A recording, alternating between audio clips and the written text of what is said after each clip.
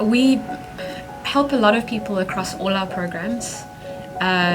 Monthly we see about 2,000 people per month.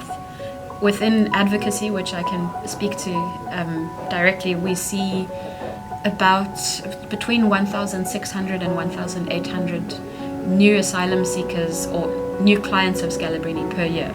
The advocacy program provides paralegal advice and referrals to asylum seekers. That's mainly to do with accessing services at Home Affairs, help with navigating the asylum system in South Africa. But sometimes people will come with a different issue that they need help with. We don't only assist in our kind of paralegal advice and referrals, but we also sometimes take on much bigger matters, and there, together with our legal partners, we would take a matter to court to try and change a systemic issue that we've identified within Home Affairs. Two examples of that.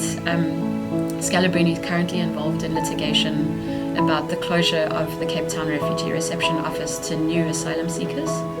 And that's been long-running litigation that we've done. We did win that case in the Supreme Court of Appeal, but Home Affairs has still not opened the Refugee Reception Office to newcomers here in Cape Town, or reopened it, I should say, despite the deadline that the court giving being the 31st of March last year.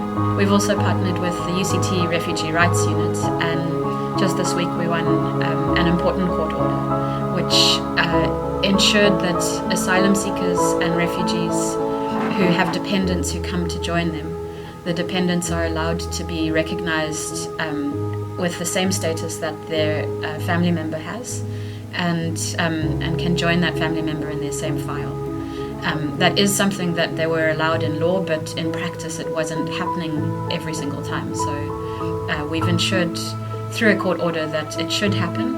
We have a very progressive set of standard operating procedures that we negotiated with the department, and we're very hopeful for the implementation of that court order and the standard operating procedures that came out of it. It's at all of the refugee reception offices: Musina, Pretoria, Durban, Port Elizabeth and Cape Town.